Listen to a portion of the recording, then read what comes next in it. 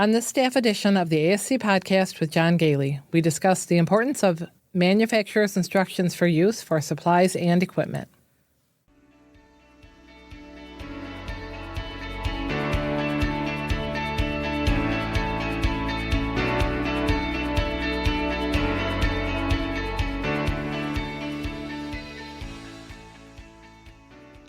Welcome to the ASC Podcast with John Goehle, the longest-running podcast specifically focused on the freestanding ambulatory surgery industry. We would like to thank our sponsors, Surgical Information Systems, providing cutting-edge information solutions for surgery providers. Trivalence. Trivalence offers a comprehensive next-generation ASC solution that optimizes payment and supply chain performance, enabling actionable data insights. And Ambulatory Healthcare Strategies, the nation's leading regulatory and accreditation compliance resource for ambulatory surgery centers. For more information about our sponsors, please visit our website at ascpodcast.com.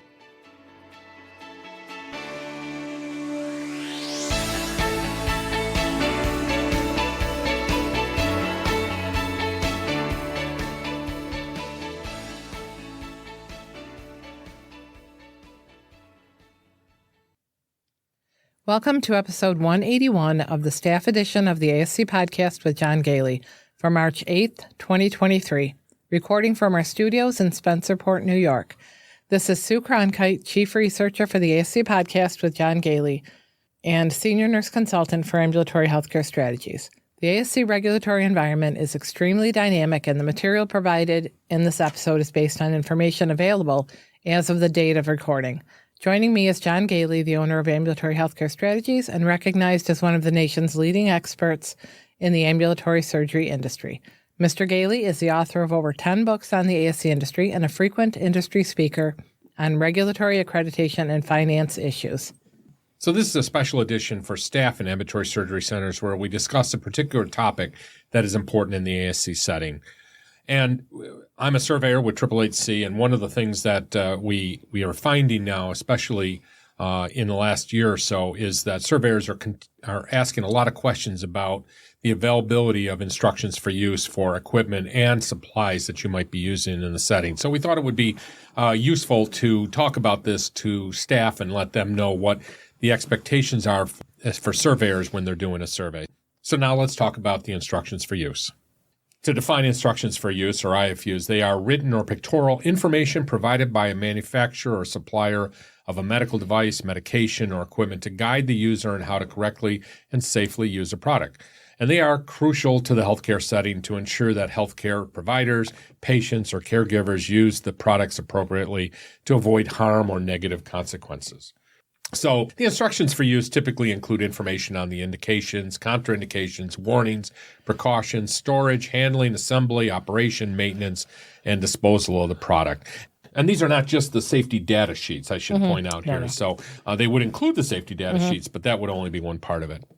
The IFU may also provide guidance on troubleshooting and emergency procedures in the case of a failure of the equipment. And in some cases, the IFU might also include technical specifications or guidelines for cleaning, sterilization, or disinfection of the product, which is, of course, is extremely important here. Yes. IFUs are important in the healthcare setting for several reasons. For example, safety. Medical products and equipment can cause harm or negative consequences if they're used improperly. Instructions for use provide critical information on the safe and correct use of a product, including any potential hazards, risks, or contraindications. And for compliance, IFUs are often required by regulatory bodies to ensure that medical products and equipment meet safety and efficacy standards. And that's one thing to mention, that you should be able to find those and show them to somebody if they ask, even if you feel like you know it, you've always, you've half memorized it. You have to be able to locate those. Or if you've had the equipment for 20 years, it doesn't matter. You still got to have it.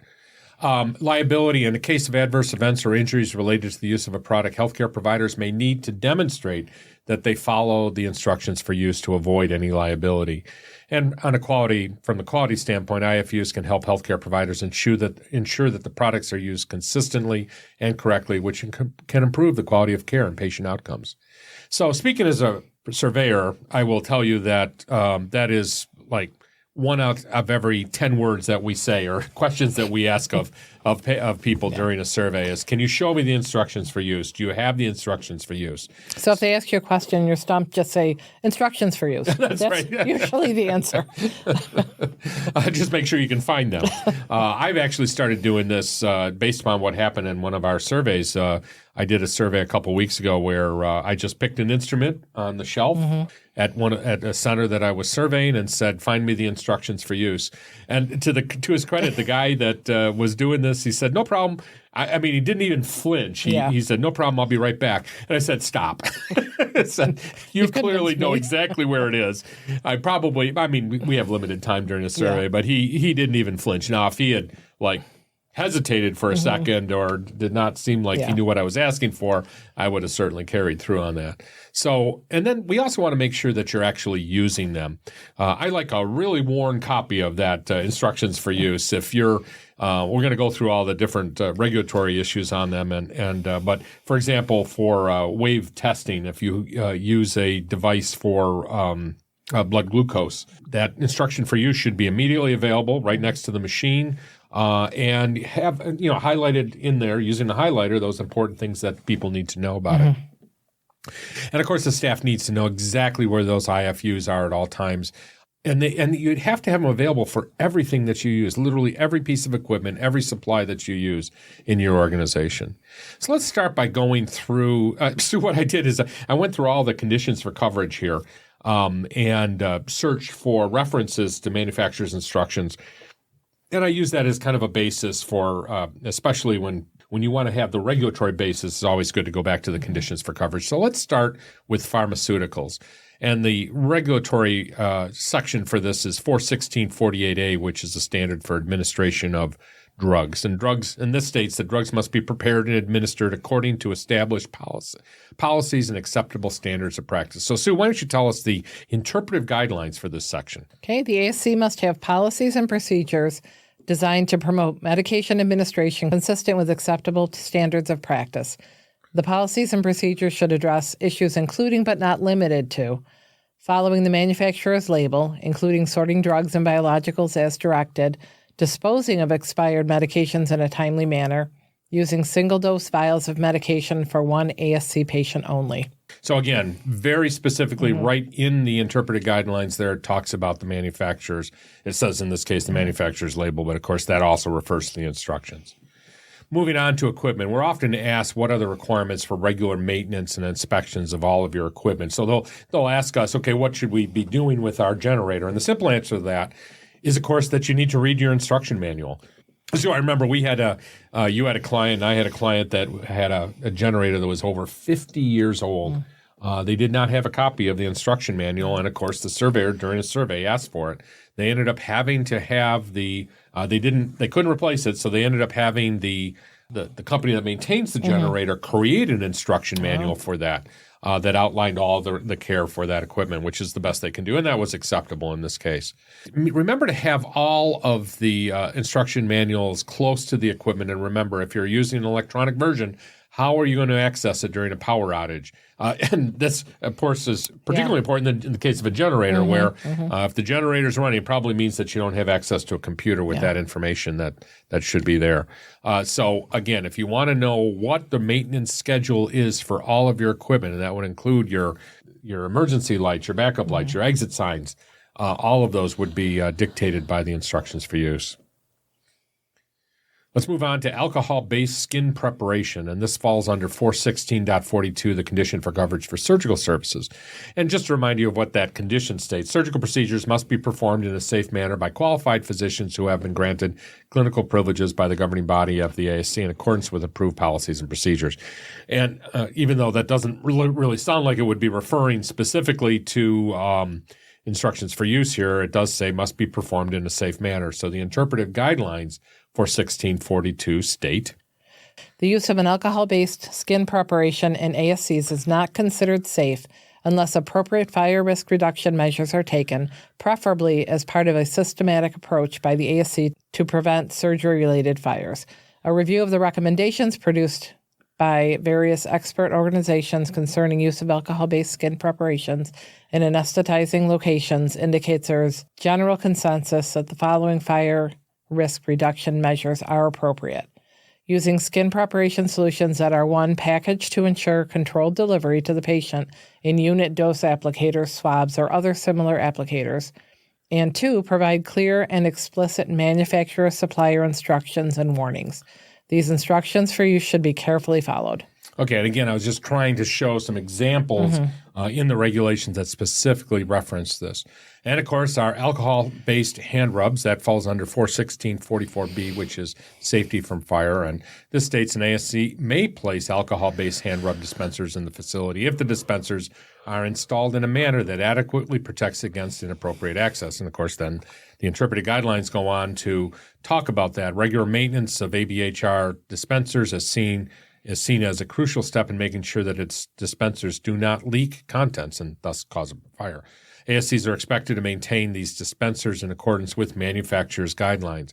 If a manufacturer does not have specific maintenance requirements, the facility is expected to develop its own policies and procedures to maintain all ABHR dispensers. And Sue, this is one of those areas that I've been having some problems with recently because people, they're just so used to using these alcohol-based hand rubs that they don't look at these instructions, and especially for those dispensers that automatically dispense it, they have to be maintained. They have to be tested periodically, and they need to be cleaned periodically, et cetera. And people don't even know that those requirements are there, or replacing batteries is another common problem. Probably one of my least favorite things to talk about, but one of the most common things we talk about is temperature and humidity. And that falls under 41644A, the standard for physical environment. And this states that the ASC must provide a functional and sanitary environment for the provision of surgical services, and each operating room must be designed and equipped so that the types of surgery conducted can be performed in a manner that protects the lives and that assures the physical safety of all individuals. And again, the interpretive guidelines here for 41644A1 are very important because this is where they talk about the 20 to 60% relative humidity, but there is an important codicil here. So let's listen to what it states. Addendum D of the ASHRAE standard requires relative humidity in ORs to be maintained at between 20 and 60%. However, ASCs must consider sterile supply and medical equipment manufacturers' instructions for use regarding required humidity levels prior to any humidity level adjustments, such as to 20 to 60. Failure to maintain the manufacturer required humidity levels may void sterile packaging and result in medical equipment malfunction or failure, and of course would also result in a citation from an organization. Yeah, so although you can follow their recommendations for the humidity and the temperature, you have to first make sure that everything you have in that can be exposed to that is not compromised by, the levels you've decided to set. And it just is general practice that 30 to 60% meets virtually every piece of equipment that's out there. Let's talk about sterile processing and high-level disinfection. We've talked about this quite a bit on the podcast. I don't want to spend a lot of time reiterating, but I do want to reiterate the important factors here. You need to have the instructions for use, the manufacturer's instructions for every single piece of equipment, for every single instrument that you have there. You need to be able to identify who the manufacturer is for each of those instruments. And just a quick point, because a lot of times you have salespeople coming in or the reps or people that are repairing it, they tell you, like, say for this humidity, they say, oh, this is fine at 20. You have to get that in writing. You can't just take their word for it. You have to, and they probably aren't going to amend what their instructions for use are, but you can't follow something that isn't in writing. Yeah, actually, I'll give you a good example of that for a supply, Sue. There's a viscoelastic that is stored in a refrigerator. I'm not going to mention the brand name, but it has an arrow on it that states that, and it's stored in the refrigerator, it has to be stored in an upright position. And often I'll go into a center and they'll be on its side. And I'll say, no, that I need to follow the manufacturer's instructions right there in the box. And they'll say, oh, don't worry about it. The rep told me that it's okay. I said, did he put it in writing?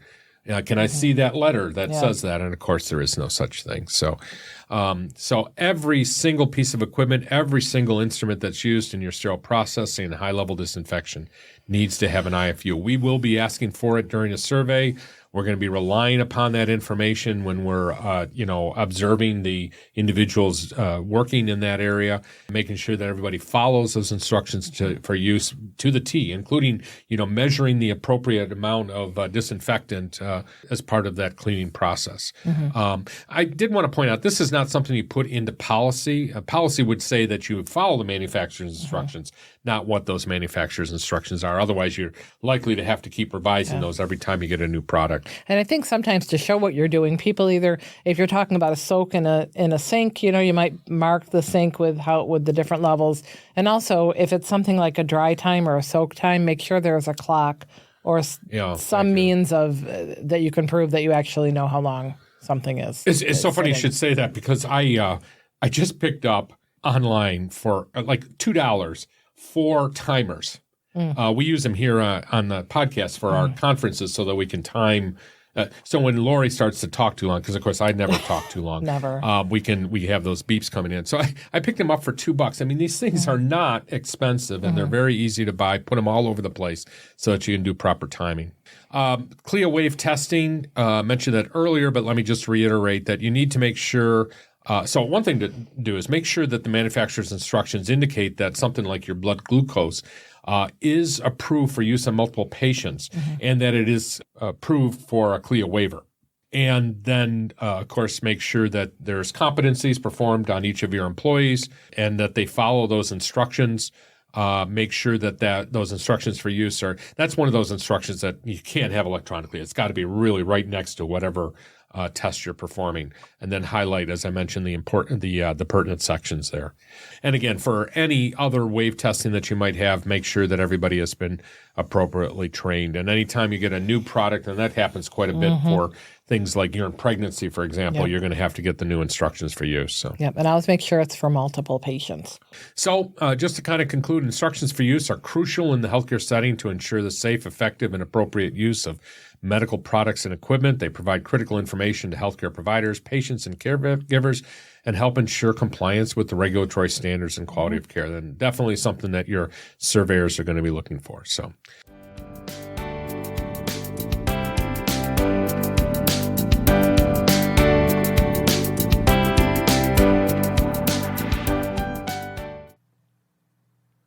It's been a long day, and the surveyor's just left, and you are exhausted. And looking at the list of items that you have to address, you wonder, how can I deal with this and still take care of my patients? More importantly, you wonder, how can I ever keep up with all of the regulations, standards, and accreditation requirements? How can I always be prepared for a survey and reduce my stress levels? Well, that's what Ambulatory Healthcare Strategies does, day in, day out. We become your outsourced regulatory and accreditation resource.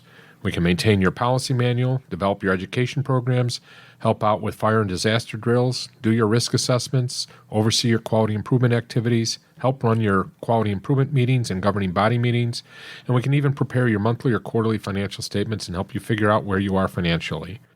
We are a retainer-based service. We don't take ownership. We don't charge based on your revenue. We have one fixed monthly fee, and we can tailor your services to your exact needs. So whether you're looking for help getting over a survey, preparing for a survey, or looking for a long-term relationship to assist you with your ongoing regulatory and/or financial needs, please give us a call at 585-594-1167 or email us at info@ahstrategies.com. That is info@ah-strategies.com, or visit our website at ah-strategies.com. This episode of the ASC Podcast with John Goehle is sponsored by Surgical Information Systems, Trivalence, and Ambulatory Healthcare Strategies. Surgical Information Systems provides cutting-edge information solutions for surgery providers. Trivalence offers a comprehensive next-generation ASC solution that optimizes payment and supply chain performance, enabling actionable insights. Ambulatory Healthcare Strategies is the nation's leading regulatory and accreditation compliance resource for ambulatory surgery centers. For more information about our sponsors, visit our website at ascpodcast.com.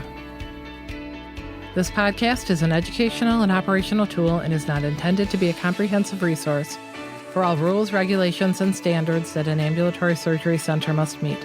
The advice provided should not be considered as, nor does it constitute, legal advice or opinion. When reviewing specific situations involving legal and regulatory issues, attorneys and other professionals should be consulted. This has been a production of Eden Group Development. All rights are reserved. If you are interested in advertising or sponsoring the ASC Podcast with John Goehle, please email us at info@ascpodcast.com. We would love to hear your questions and comments. Please email us at comments@ascpodcast.com.